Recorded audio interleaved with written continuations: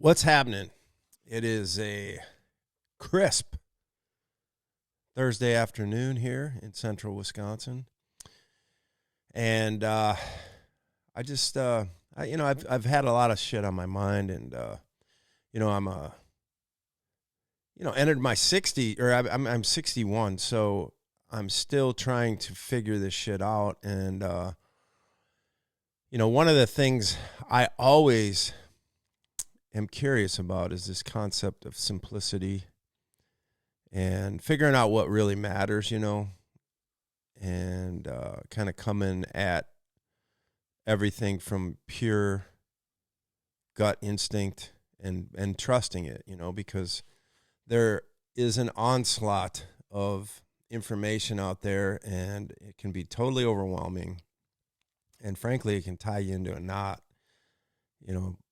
As somebody like me, I know a lot of people must be into the YouTube thing, and they watch these videos, and there's some headline out there that is going to just change your life on that day, and it's going to solve the problem you're facing. And for a short period of time, you can convince yourself that and talk yourself into the fact that you think you have it all figured out. It's going to solve it. But it's almost like, what's that called? Rock skipping or hopping or whatever. You're jumping from one thing to the next, and it can kind of tie you in a knot. So, I actually used to do the same thing with bookstores, which is interesting. I would go, I'd feel a certain way, and I'd be like, I had to turn my life around today. I'm going to turn it around. And I'd go to the Barnes & Noble, and I'd be hanging out in the bookstore, and I'd be checking out all the titles, and I'd be kind of reading the intro or whatever. And after like a half hour, 45 minutes, I'd be like, damn, here I am again trying to figure this out when I already know, I think I know what to do. I don't need a book because there's always, I don't know if you guys are this way, but I've got a lot of books that I've bought that really didn't get read. At least, I start them or whatever and get into it, and I'll be like, It's almost like you need affirmation for what's going on in your mind. And it is the minute it starts going away from that, not only your mind, but your gut, because I don't want to say that, because like a lot of people have a lot of good ideas, but they're not always going to line up with what you're believing. And I think it sort of is this echo chamber where we want stuff to kind of reaffirm what's in our gut and give us the quote unquote confidence to go forward and, believe in it. Cause it's really wild, man, because you can get, these hardcore YouTubers, motivating you all the time and pushing you, and it feels good, man. It gives you a little jolt, and you're like, damn, I can do that. I can go do whatever. But anyway, it's just these people sitting around, on their couch, or sometimes they're working out or whatever the thing is. And it's like, wow, what's going on here, man? Because, they've been through it too, right? They've been through it all, and now they have the answer, and here it is. And a million views later, it must have resonated with some people. But I think that's the thing, right? At the core, it's sort of like, how do you resonate with people? And even on this, thing I'm talking about, like keeping life simple, it's really interesting but that's where I'm at. I just want to get really, really in tune with my gut and let myself kind of figure this stuff out, because, a lot of these things out there, they're basically insinuating that you have a problem, that I have a problem, and they have a solution. And I just don't know if we have that many problems. I think if we can just kind of declutter the brain and sort of accept things,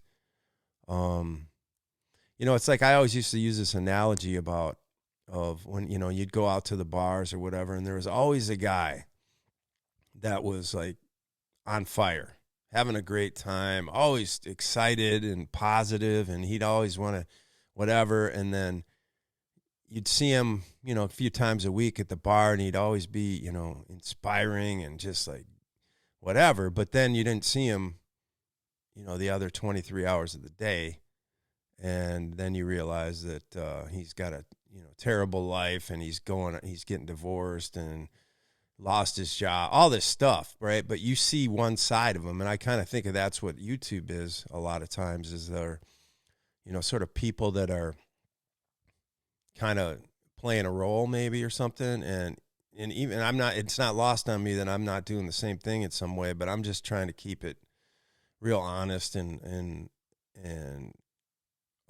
try to figure out what's going on, my thought process, because I fall into that too. I fall for the guy that's like having a great time at the bar. Man, he's so outgoing and has so many friends and everything like that, but then the rest of his life is lonely or whatever, so that stuff really resonates with me. I mean, and I think, I was thinking about cutting out the noise and paying attention to what's important in my life. And it got me thinking, about the podcasts that we do, and we've done over 800 of them now. And it always goes back to the same story. We decided, I think it was in the first 10, because we had a few, outlines and plans for what we were going to do. And at that point, it was like, okay, if we have to keep planning this out and have outlines the whole time, we're probably not going to do this for very long. So we decided that we're just going to wing it, kind of. We'd come to each podcast with a few rough ideas and then just start talking about it. And it became almost like therapy, and it became something we enjoyed. I think both of us still enjoy it, even though it's a Tuesday, Thursday thing that we have to do or whatever. And but for the most part, it's something that we genuinely like to do, because we're talking about stuff we want to talk about, and we don't have really an agenda other than we want people that, maybe have a companion piece, or as we say, we like it when, we're trying to find our own happy and healthy places, and we hope others can kind of pick something up from what we're talking about. So,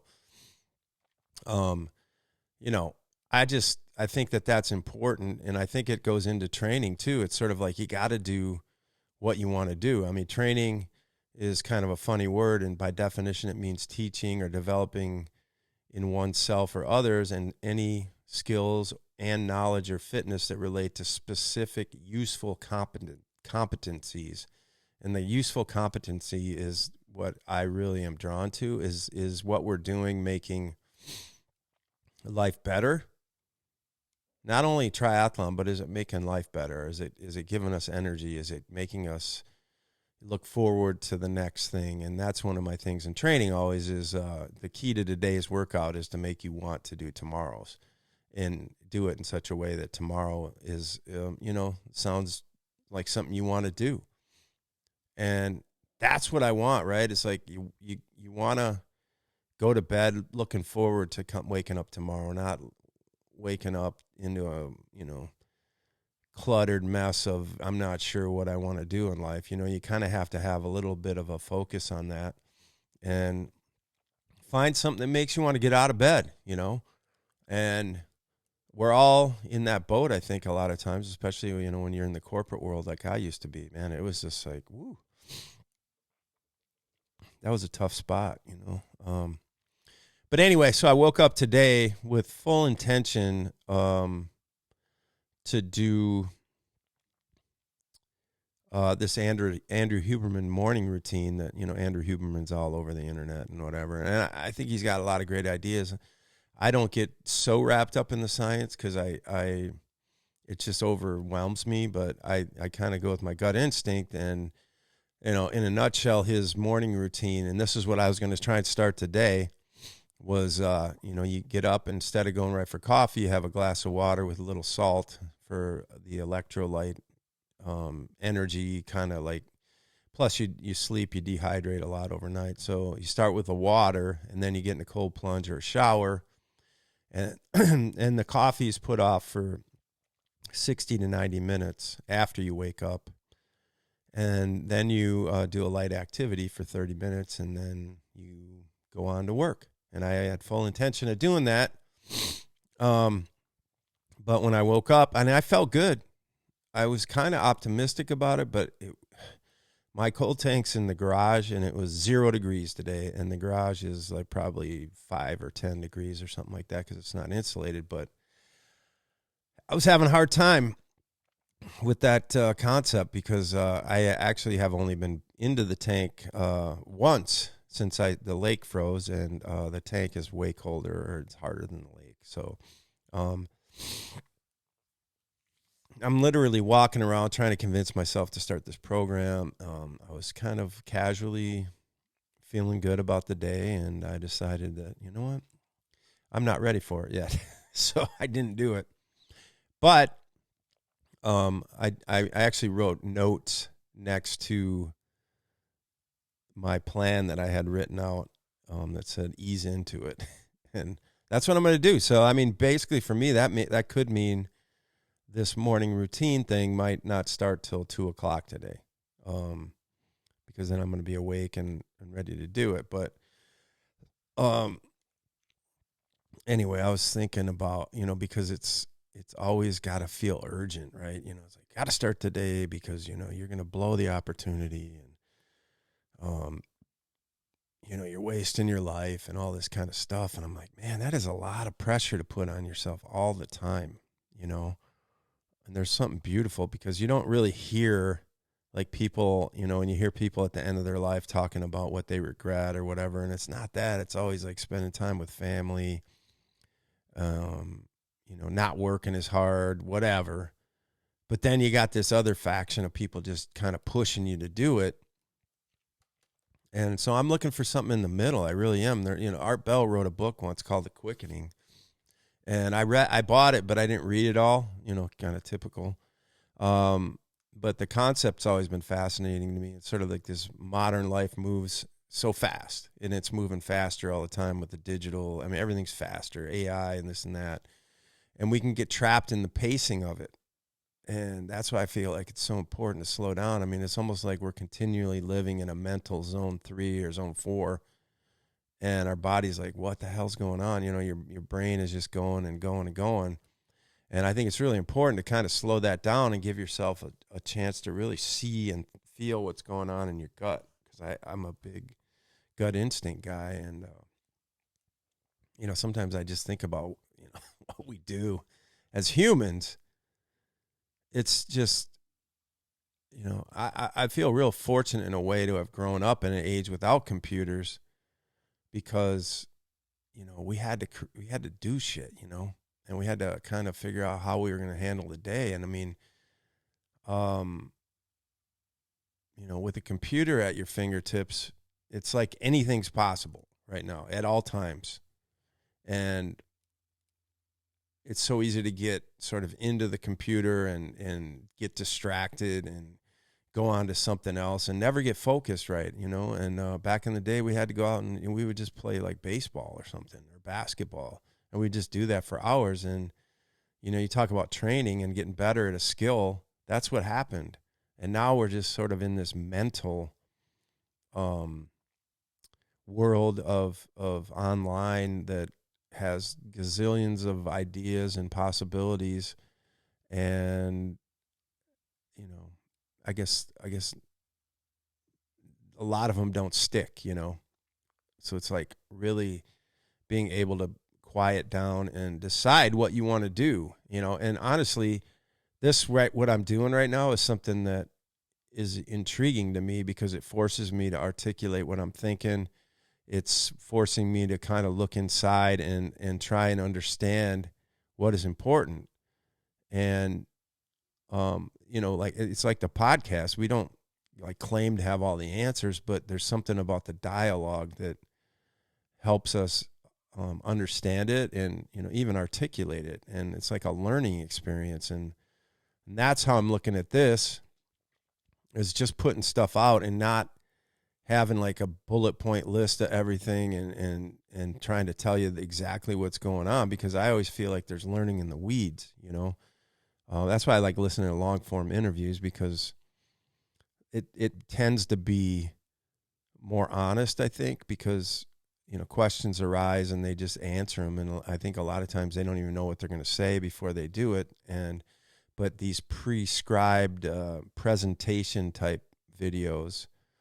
I don't know. There's always like a little turnoff for me on that because I just feel like it's way too scripted, and I don't know how real it is. It would be easy for me to type in AI.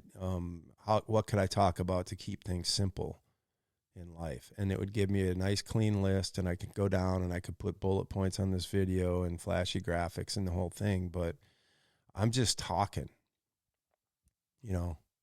I write out what's on my mind, and I guess use that as sort of a clarity piece so I can at least talk with some semblance of organization. But the funny thing was I didn't, I realized that I don't even need things like the Huberman list. I know, and I figured that out on my own that, okay, I mean, how can jumping in a cold plunge in the morning, especially after a good sleep, not be something that will energize you? And I always say that, when I wake up and go straight for coffee, I know I'm in a bad spot, or, not a bad, but it's not ideal because it means that my brain's saying I need more fuel. I didn't get enough when I slept. So that's pretty simple. And I don't like working out in the morning, especially doing anything hard. So certainly walking on a treadmill or walking outside around the place or whatever, that feels good. That's something to get me moving. I always call it transitioning from sleep into life. It's like there's nothing worse than an alarm clock going off and having a rush to work and your brain is all fried. And so I can't endorse that type of behavior in general. But so getting up and listening to your body and kind of taking it in stride and really having like a clear picture of what your body and your mind are saying to you, that's important to me. And I think this whole concept of the quickening when we're behind the 8 ball from the jump, I just think that becomes overwhelming and wears us out, And I think it's important that we slow down and start listening to our gut more. It's like we always have a quest for perfection, but what is perfection? And I think perfection is what is. Even when it's not perfect, that is perfection, because it's always got this thing is like, the world is really jacked up in a lot of ways, but there's something about it that creates awakenings. And I think if everything was just, was quote unquote perfect, like no resistance anywhere, then that would be worse. I mean, it's just like you do want to grow and you do want to feel stronger and you do want to pursue different things, I think, but you got to understand how to do. I think like I really want to understand how to do that, and it's like I've overtrained and I've pushed certain things in training too fast. And I got it done. It's the cramming on the test thing, and I talked about last time. It's like you can do it, but for how long, And is it real rewarding? I used to in class. I did it 2 ways. I would study and do my homework and really learn slowly and have a great test, and I would also do nothing all semester and then cram and have a great test. And by far, the one where I was studying along the way and learning in a way that was manageable was way more rewarding for me. So, and sustainable. I would cram for those tests and I would literally probably forget it the next week. It was just something that was on top of mind, and I was able to recall it and put it in the test, in the answer. But I don't think that was a long-term gain for me, So that's kind of what I'm talking about too, I guess. It's okay to feel good, and it's okay to decide what might make you feel better, but you don't have to feel like unbelievable all the time. I think that there's a really nice middle ground. It's that moderation thing, everything in moderation, including moderation. So it's always, it's always a little bit gray, I think, but it's worth exploring, And that's where I'm at. Just listen to your gut and really get a clear picture of what that's saying. All right. So there it is. Keep it simple, or at least try to keep it simple, or maybe not try, but just accept that simple's okay. All right. Appreciate it. And I will catch you tomorrow, hopefully. Keep this going.